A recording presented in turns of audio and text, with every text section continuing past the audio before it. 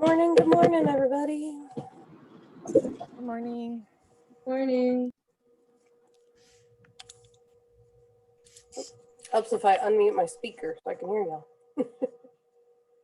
Happy Indigenous Peoples Day. We don't celebrate Columbus Day in my household. Same. Me neither, obviously, because I had no idea that was even today. Yeah, the only reason I know is because my husband has the day off, so. Because he works for the government, like a lot of people around here. Okie dokie, Schmokies. Wow, I haven't said that in a while. That makes me feel old. So I wanted to start today by seeing what questions you all might have about either the exam material or the take home. And then we'll roll into our normal discussion. Sorry. Dr. Myers. Yes, ma'am.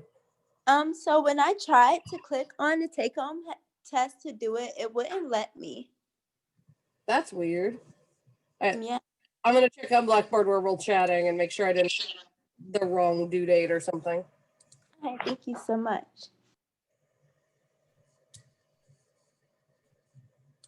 Alrighty. Other questions, concerns? Did anyone else have that problem? Because then it's probably a Blackboard problem.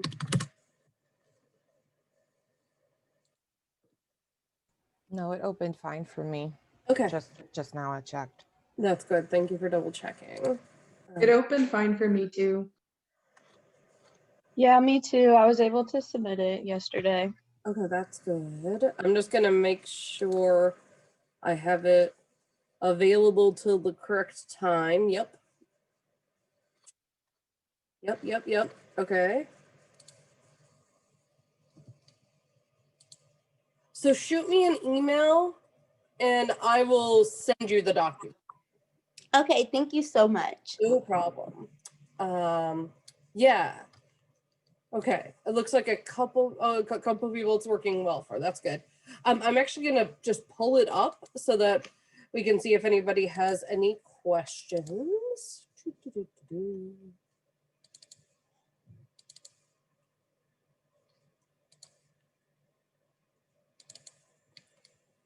Alrighty, and let me screen share it here real quick.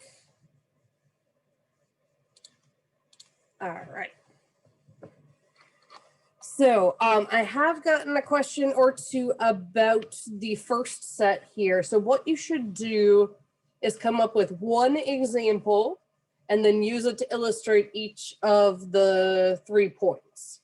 So come up with one example from your life and then use it to describe psychodynamics or to illustrate psychodynamics, conflict, and compromise.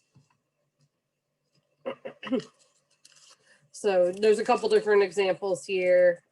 Someone who enters destructive relationships, someone who has conflict with their father, someone with an anal personality, and it doesn't have to be you. It can be someone you know, or you can just like create fiction here. I'm not gonna make any assumptions about whether or not they're real and no judgments. So, but yeah, take one example and use that same example for A, B, and C. And then make sure you do D, because sometimes people skip that and then you've just missed the 5 points. So don't do that to yourself. For 2, you get to choose either Adler or Horney. And then you write about 3 concepts of theirs and you get to pick them. And then you basically talk about how it relates to Freud. And then if you are not a huge fan of Horney, then you might want to choose Adler for 2 because you're also going to use a little bit about Horney for 3. But basically 3 is kind of about defining, explaining why these terms are important in Rogers' theories, and then talking about how it was similar to and different from Horney's analysis and theory. There are more similarities than you probably think. All right, now that we're looking at it together, any questions, clarifications, all that good stuff? So I turned mine in yesterday. But I don't know if I did the like example for number 1 right. I didn't use like I don't know. I wasn't specific. I just used like a theoretical example, like so and so is is exhibiting this, and then like use that throughout. I didn't actually like make a story for them or anything. Is that okay? Let me unmute. Yeah, that's fine. As long as it's the same example. You're good. Yeah, it doesn't have to be, you know, a total, what is his name? Tolkien novel, right? You don't have to have like epic proportions and hobbits, just something short. I'm going on an adventure. Yeah, I'm sure you could do something with, I'm sure there's plenty of psychodynamic stuff in The Lord of the Rings and The Hobbit. All righty. Well, I'm going to stop screen sharing just so I can see all your lovely faces or black squares. All right, and the exam will be the same format as last time. I've actually gotten it all in Blackboard. So it'll be ready and good to go. So 30 multiple choice, 4 of the identifications where you choose from 2 different ones, so you don't have to do the ones you don't know. And make sure you're choosing and not doing both. I think on my intro exam, somebody do that. And I was like, no. And then the extra credit as well. So. All righty. Well, I, not surprisingly, have a group assignment for you all today to get everything going. So let me get the link for that, and I'll make sure I have it shared properly before I send the link.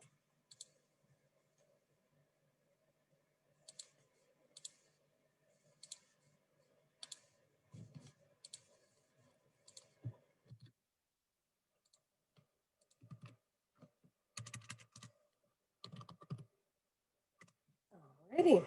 And then while you all are getting the link open for yourself, I am going to create breakout rooms. I'm gonna go ahead and do 5 today. So that should put 3 or 4 of you in each room, and it'll be a group for each question. So the options, they're all set for 20 minutes. All right, so you should get a room invitation, and then I will see you all in 20 minutes.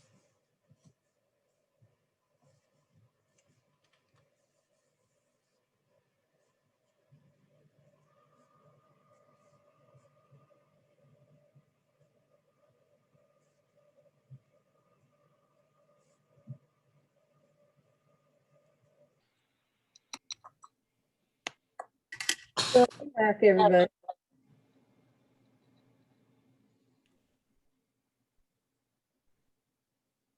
Get the assignment open on my other screen so that we can reference it. We'll start with room 1, which was Amanda, Kira, Macy, and Megan. And so let's do question 1. What do you think of Maslow's idea that physiological needs can serve as channels for other kinds of needs? And it asks you to give examples. So for us, because of the time constraints, anything that was like kind of a personal one, we just had one person do. So I did this one, and we basically talked about how because the like basic needs, the physiological needs are something that everyone is familiar with, whether or not they're met, that people, whenever they reach the new and unknown or uncomfortable higher needs, can resort back to elements of the lower needs for comfort or a sense of safety. And for me, comfort eating is definitely probably my most unhealthy coping mechanism. Like when I'm sad, depressed, or stressed, I eat one of my favorite foods so that like I feel that I'm in a like lower state of safety, I guess. Yeah, that's very common example, actually. I actually use that as an example for research methods in intro, just because they can all identify with, you know, we've all had times where we just eat our emotions, right? Mhm. Yeah. It reminds me of like an older toddler sucking their thumb, even though they don't need that anymore. They do it for comfort. Exactly. Yeah. Cool. Did anyone else have examples for this one, either in group one or any of the groups that you might want to share? Yeah, I actually thought it was cool that group one used the eating example because I feel like that's something that everyone can relate to. Because we also this is group three, I believe. We also used an eating example, and we did maybe when a widow, well, a woman loses her husband and become a widow, she starts to gain weight because she assumes that she's hungry, but really she's missing the love from her deceased husband.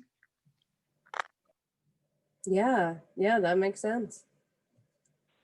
We talked about something much less intense, I think, and kind of how your physiological needs coincide with psychological needs, and that like maybe you experience burnout. You know, you worked a really long day, you've done a lot of school, and then the next day your body just shuts down and you're tired and you don't feel good. There's nothing physiologically wrong with you in that you're sick, but you just feel super poor because your brain's like, you need to stop. Yeah, yeah, that makes a lot of sense. I don't know if anyone else experiences this, but typically after a semester finishes, I get sick, right? Because my body is just like, okay, we need to slow down. So yeah, I think that's another really good example. Yeah, and you've got agreement in the chat too. Awesome. Alrighty. Let's go on to room two. So do you agree with Maslow that we as humans have a need to self-actualize? Does it feel like a need as much as the other needs he describes to you? Why or why not? Sorry, and this was the group that had Dylan in it. I'll just read the first person.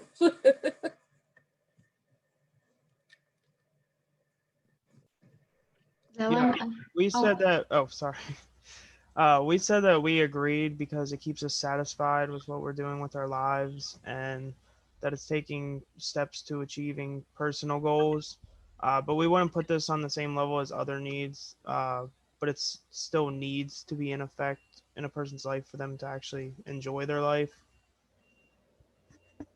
Yeah, I think that makes a lot of sense.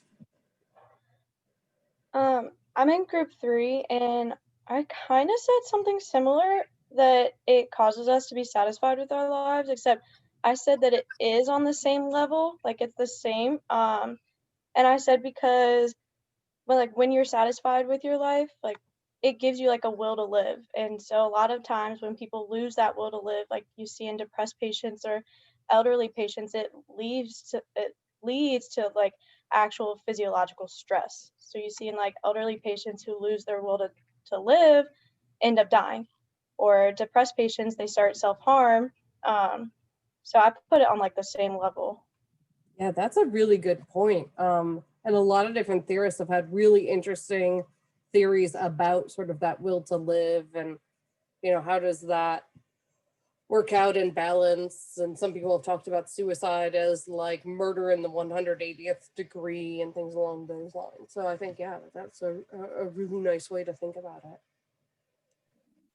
Yeah, kind of going off of that, I agree with Hope. The only thing I think that is over it is the physiological needs, just because I feel like you actually need food and thirst, like you actually need that to survive.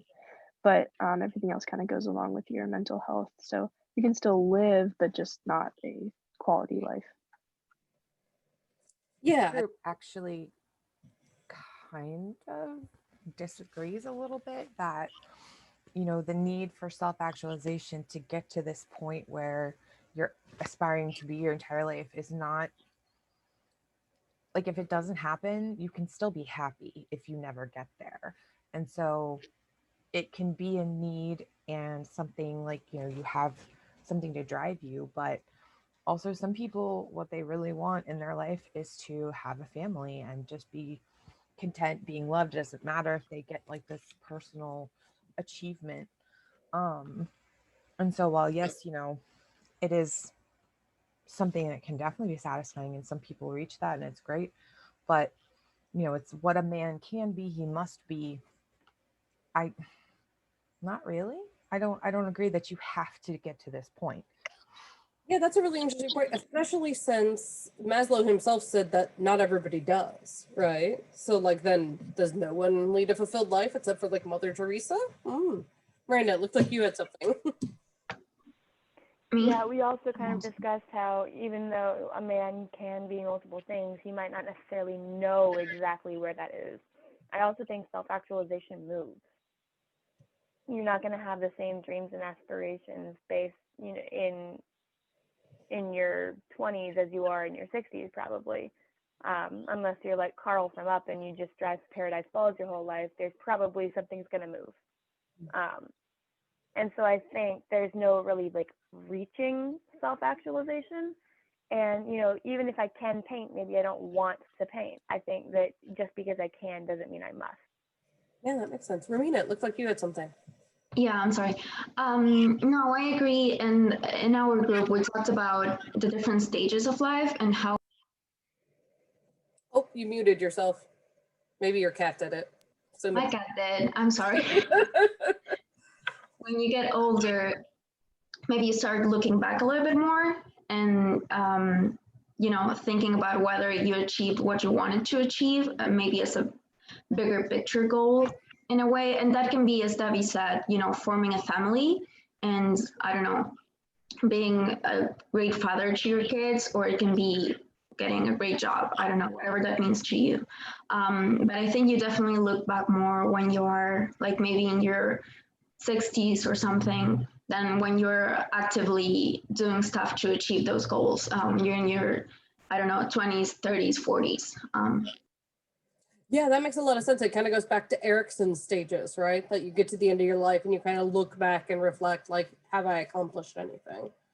Yeah, I think that's a really good point. And the other thing I wanted to think about, so I'm glad that you referenced Debbie Romina, because I forgot to say this, is that some modern humanists have said that, like the esteem and relationship needs might be able to be flipped, that you can do one before the other. It doesn't have to go in the same order. Carly, you have your hand up. Go ahead.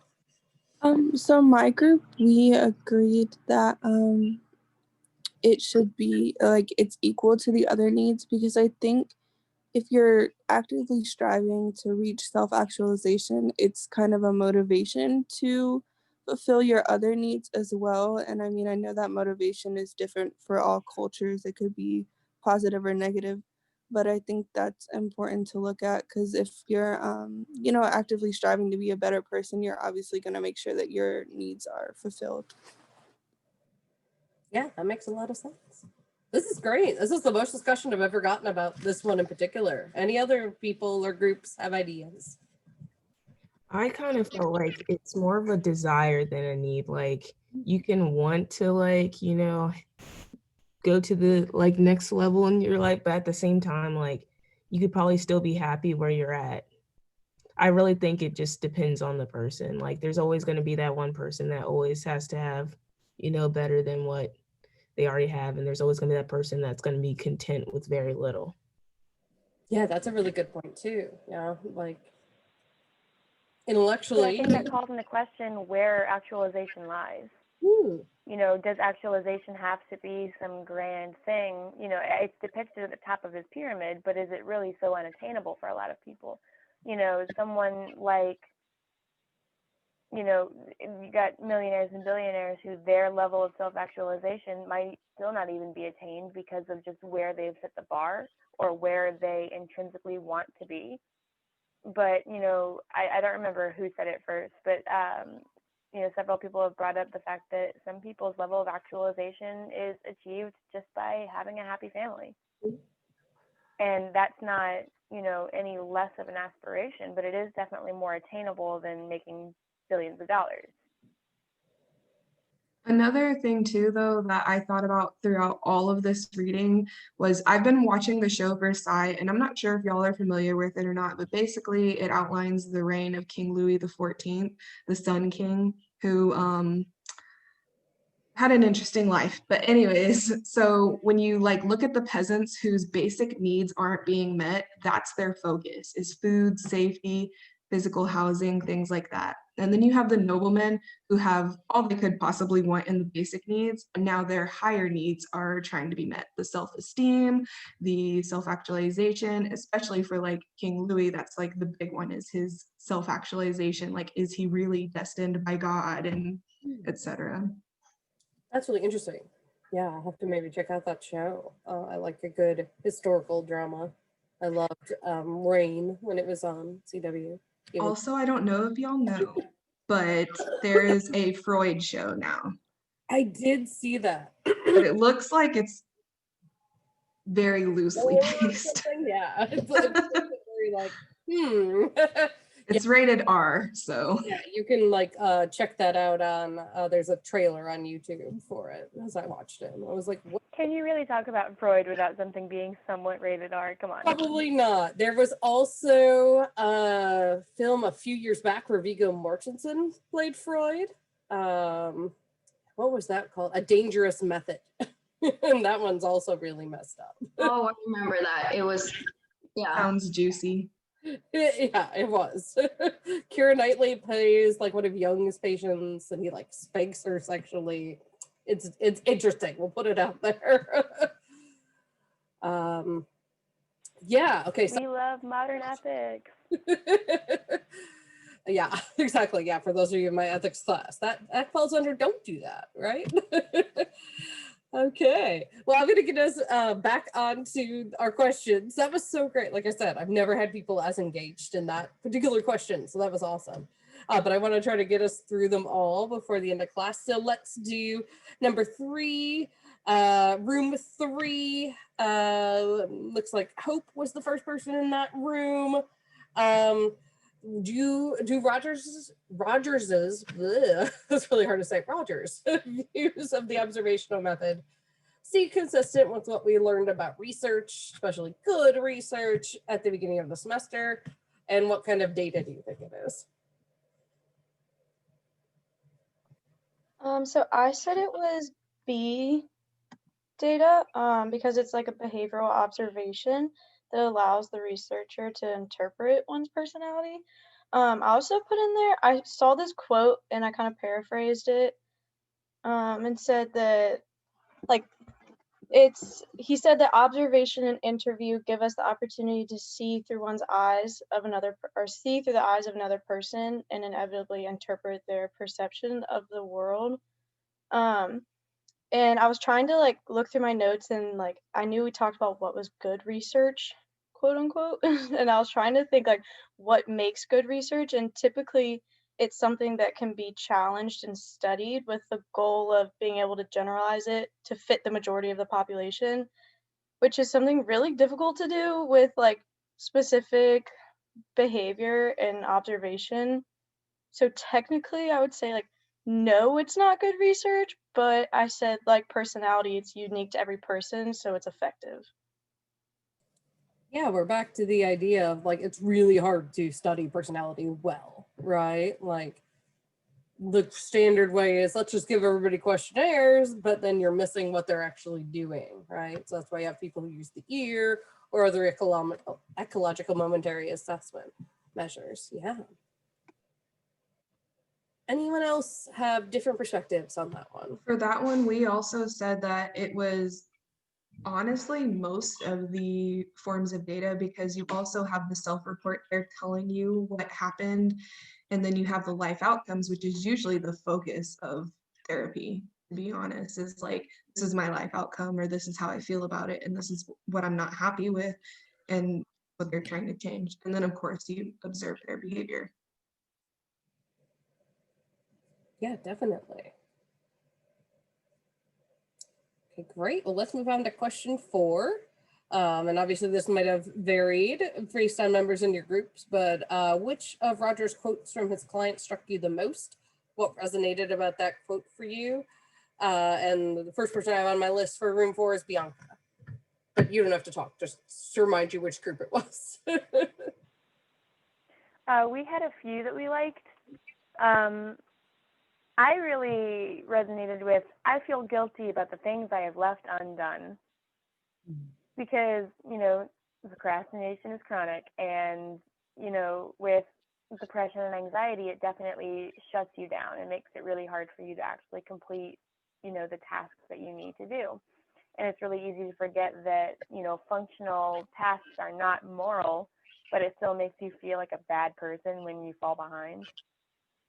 And so really resonating with that kind of statement.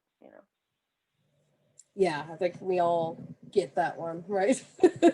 One of the ones that really stuck with me too, she was, she said, I think I feel better about the future because it's as if I won't be acting in darkness. And as someone who has depression and has dealt with that for a long time, like that just, wow, that's exactly what it's like. And it just kind of ironically light bulb moment. Yeah, I think that makes a lot of sense. Yeah, those types of things really resonate with us, right? So I have a history of depression, and unfortunately, several years back, someone that I knew committed suicide, and just like thinking about it and, like preparing for her memorial service, I was in our choir at that point, and we were singing all these songs about the darkness, and I was just like, I just can't do this, right? This is hitting too close to home for me at this point. So yeah, those can really pull at us. Okay, awesome. Well, let's do question 5, last group. Amanda, Carly, and Shamir, think about flow. When in your life have you come closest to experiencing it, and what was that experience like? So I talked about, I'm a painter. So that's like a really popular thing that people talk about when they discuss flow, is like once you start painting, you don't think about anything else or realize what's going around in the room even. Like you can just get invested into that for hours on end without realizing that you've been painting for hours on end. Yeah, that's a great example.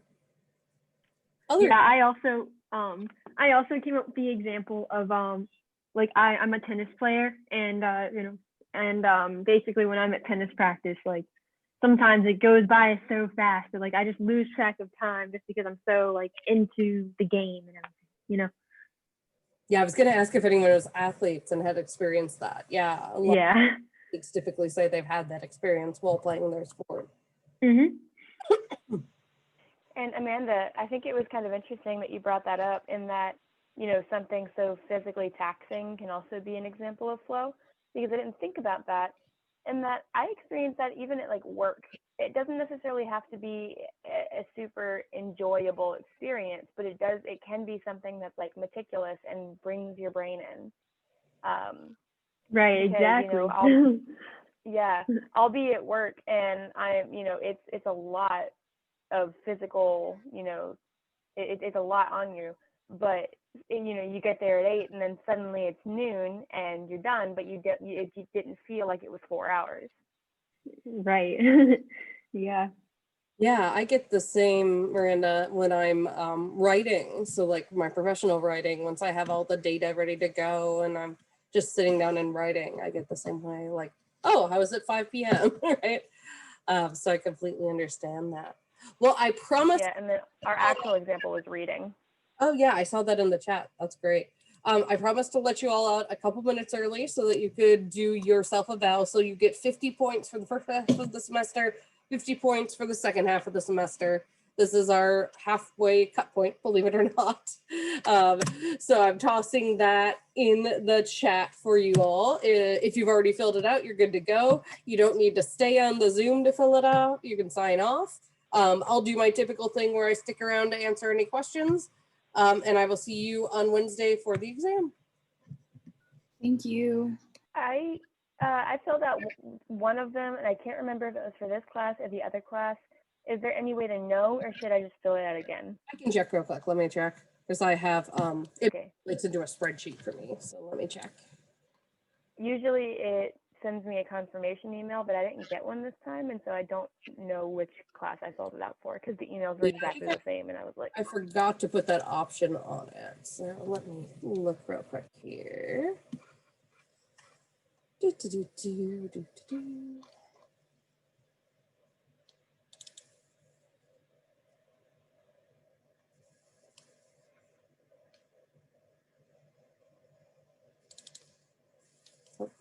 just saw it. Look real quick. You filled out this one because you did not fill out the other one. Thank you. Dr. Myers, I had a question about the IRB. Sure. So I chose, I don't know if you saw the emails. I don't know